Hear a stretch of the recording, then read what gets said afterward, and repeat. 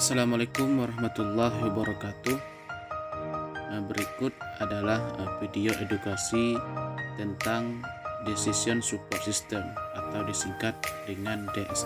Berikut adalah ulasannya. Di era globalisasi pada saat ini, perkembangan teknologi sangat berpengaruh terhadap perkembangan bisnis yang ada. Suatu bisnis tidak lagi hanya dijalankan dengan mengandalkan cara konvensional atau produksi distribusi penjualan semata. Oleh karena itu, harus ada suatu strategi baru agar bisnis dapat dijalankan mampu bersaing dengan bisnis yang sejenis lainnya. Untuk mendukung suatu bisnis yang dijalankan, banyak sekali teknologi yang dikembangkan seperti sistem informasi. Salah satu jenis informasi tersebut adalah Transactional Processing System atau TPS, yang sangat berperan besar dalam menjalankan bisnis dari yang paling sederhana sampai yang kompleks, bahkan secara langsung dapat mendukung kelancaran jalannya bisnis tersebut. Salah satu jenis sistem aplikasi yang sangat populer di kalangan manajemen perusahaan adalah Decision Support System atau disingkatkan dengan DSS. Sebelum kita memasuki lebih dalam lagi, kita akan mengetahui apa itu pengertian dari Decision Support System atau yang disingkatkan dengan DSS. Decision Support System adalah merupakan salah satu produk perangkat lunak yang dikembangkan secara khusus untuk membantu manajemen dalam proses pengambilan keputusan. Sesuai namanya, tujuan digunakan sistem ini adalah sebagai second opinion atau informasi source yang dapat dipakai sebagian bahan pertimbangan sebelum seseorang menerjumuskan kebijakan tertentu. DSS sebenarnya merupakan implementasi teori-teori pengambilan keputusan yang telah diperkenalkan oleh ilmu-ilmu seperti Operation Research dan Management Science. Hanya bedanya adalah bahwa jika dahulu mencari penyelesaian masalah harus dilakukan perhitungan iterasi secara manual, biasanya untuk mencari nilai minimum, maksimum, atau optimum. Saat ini komputer PC telah menawarkan kemampuan untuk menyelesaikan persoalan yang sama dalam waktu relatif singkat. Dalam kedua bidang ilmu di atas dikenal istilah decision modeling, decision theory, dan decision analysis, yang pada hakikatnya adalah mempresentasikan masalah dan manajemen yang dihadapi setiap hari ke dalam bentuk kuantitatif, misalnya dalam bentuk model matematika. Dan adapun contoh-contoh klasik dari persoalan dalam bidang ini adalah seperti linear programming, game story, transportasi problem, inventory system, dan decision tree, dan lain sebagainya. Dari sekian banyak problem klasik yang kerap dijumpai dalam aktivitas bisnis, sebagian dapat dengan mudah disimulasikan atau diselesaikan dengan menggunakan formula atau rumus-rumus sederhana. Tetapi banyak pula masalah yang sangat rumit sehingga membutuhkan kecanggihan komputer. Dan adapun prinsip dari DSS ini adalah, yang pertama, struktur masalah sulit untuk menemukan masalah yang sepenuhnya terstruktur atau tak terstruktur, area kolabusimon. Ini berarti DSS diarahkan pada area tempat sebagian besar masalah berada. Yang kedua, dukungan keputusan DSS ini tidak dimaksudkan untuk menggantikan manajemen. Maksudnya, komputer dapat diterapkan pada bagian masalah yang terstruktur, tetapi manajer bertanggung jawab atas bagian yang tidak terstruktur. Dan yang ketiga, efektivitas keputusan waktu manajer berharga tidak terbuang. Artinya apa? Tetap memanfaatkan utama menggunakan DSS adalah keputusan yang sangat baik. Dan bagaimana bisa berkembangnya Decision Support System atau DSS ini? DSS yang saat ini populer digunakan adalah yang berbasis tabel atau spreadsheet, karena para manajer sudah terbiasa membaca data dengan cara tersebut. Tabel inilah yang menjadi media manajer dalam mengkotak-katik atau merubah variabel yang ada, di mana hasilnya akan ditampilkan dalam format grafik yang telah dijelaskan sebelumnya. Untuk keperluan ini, biasanya sebuah stand-alone PC sudah cukup untuk mengimplementasikan sejalan dengan berkembangnya teknologi informasi yang telah banyak ditawarkan oleh aplikasi DSS yang bekerja dalam mengatur jaringan seperti LAN, WAN, internet, dan sebagainya. Beberapa manajer pengambilan keputusan dihubungkan satu dengan lainnya melalui jaringan komputer sehingga dapat mempertukarkan data, informasi, ataupun keperluan pengambilan keputusan. Bahkan sudah ada DSS yang dilengkapi dengan expert system, yaitu dibuat berdasarkan teori kecerdasan buatan, sehingga keputusan bisnis secara langsung dapat dilakukan oleh komputer tanpa campur tangan manusia. Dan apa saja komponen dari DSS ini? Secara garis besar, DSS dibangun oleh 3 komponen. Yang pertama ada database, yang kedua ada model base, dan yang ketiga ada software system. Sistem database berisi kumpulan dari semua database yang dimiliki perusahaan, baik yang berasal dari transaksi sehari-hari maupun dari data manajer.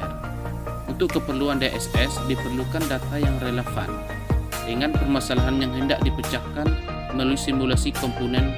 Kedua adalah model base atau suatu model yang mempresentasikan permasalahan ke dalam format kuantitatif sebagai dasar stimulasi pengambilan keputusan yang termasuk dalamnya tujuannya dari perumusan objektif komponen-komponen terkait, batasan-batasan yang ada, dan hal terkait lainnya. Kedua komponen tersebut untuk selanjutnya disatukan dalam komponen yang ketiga, yaitu soft system. Setelah sebelumnya dipresentasikan dalam bentuk model yang dimengerti komputer, contohnya adalah penggunaan teknik RDBMS atau Relation Database Management System ataupun OODBMS atau Object Oriented Database Management System untuk memodelkan struktur data. Sedangkan MBMS atau Model Based Management System dipergunakan untuk mempresentasikan masalah yang ingin dicari permasalahannya. Inti lain yang dapat pada produk DSS baru ini adalah DGMS atau Dialog Generation and Management System, yang merupakan suatu sistem untuk memungkinkan terjadinya dialog interaktif antara komputer dan manusia sebagai pengambilan keputusan.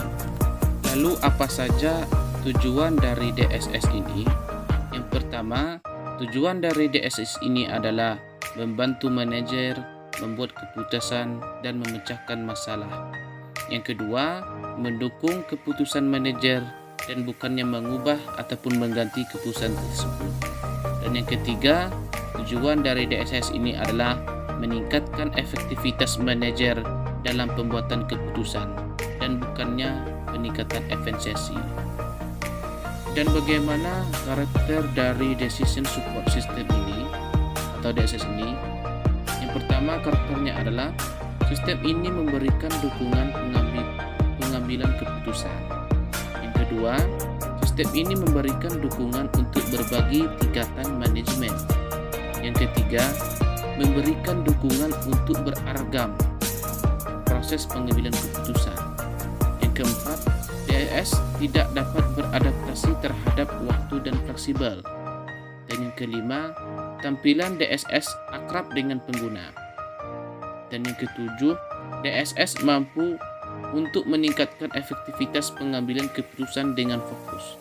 Dan yang ke-8 adalah, atau dengan yang terakhir, pengguna akhir mampu mengkonstruksi dan memodifikasi sistem yang sederhana. Lalu apa saja kelebihan dari Decision Support System ini atau DSS? Berikut adalah kelebihannya. Yang pertama, memperluas kemampuan pengambilan keputusan dalam memproses data atau informasi untuk pengambilan keputusan. Yang kedua, menghemat waktu yang dibutuhkan untuk memecahkan masalah, terutama berbagai masalah yang sangat kompleks dan tidak terstruktur. Yang ketiga, mampu memberikan berbagai alternatif dalam pengambilan keputusan. Meskipun seandainya DSS tidak mampu memecahkan masalah yang dihadapi oleh pengambil keputusan, namun tidak digunakan sebagai stimulan dalam memahami persoalan. Yang keempat, memperkuat keyakinan pengambilan keputusan terhadap keputusan yang diambilnya. Dan yang terakhir adalah memberikan keuntungan kompetitif bagi organisasi secara keseluruhan dengan penghemat waktu, tenaga, dan biaya. Selain memiliki banyak keuntungan dan manfaat, Decision Support System ini juga memiliki beberapa kelemahan. Apa saja kelemahan dari DSS ini? Yang pertama itu sulit dalam memodelkan sistem bisnis. Yang kedua, mungkin akan menghasilkan suatu model bisnis yang tidak dapat menangkap semua pengaruh pada identity. Dan yang ketiga, dibutuhkan kemampuan matematika yang sangat tinggi untuk mengembangkan suatu model yang lebih kompleks. Dan apa dampak dari pemanfaatan Decision Support System ini? Berikut adalah dampak pemanfaatannya. Yang pertama, masalah-masalah mudah dipecahkan. Yang kedua, masalah yang kompleks yang sulit dapat diselesaikan. Yang ketiga, sistem yang berinteraksi dengan pemakainya langsung. Dan yang keempat, dibandingkan dengan pengambilan keputusan secara intuisi, pengambilan keputusan dengan DSS ini dapat dinilai lebih cepat dan hasilnya lebih baik. Dan yang kelima, menghasilkan acuan data untuk menyelesaikan masalah yang dihadapi oleh manajer yang kurang berpengalaman. Dan yang keenam, untuk masalah yang berulang, DS dapat memberi keputusan yang lebih efektif. Dan yang ketujuh, fasilitas untuk mengambil data dapat memberikan kesempatan bagi beberapa manajer untuk berkomunikasi dengan baik. Dan yang terakhir, meningkatkan produktivitas dari kontrol dari manajer. Dari ulasan di atas ini, maka dapat kita simpulkan bahwa Decision Support System ini adalah suatu sistem yang ditujukan untuk mendukung manajemen pengambilan keputusan. Yang kedua, Decision Support System ini merupakan status increase system, data, informasi, incoming system, dan basis system. Itulah merupakan ulasan dari yang kedua mengenai materi pada hari ini mengenai DSS. Decision Support System. Mungkin itu saja yang dapat kami beri penjelasan. Apabila terdapat kekurangan, kami mohon maaf. Wabillahi taufiq wal hidayah. Assalamualaikum.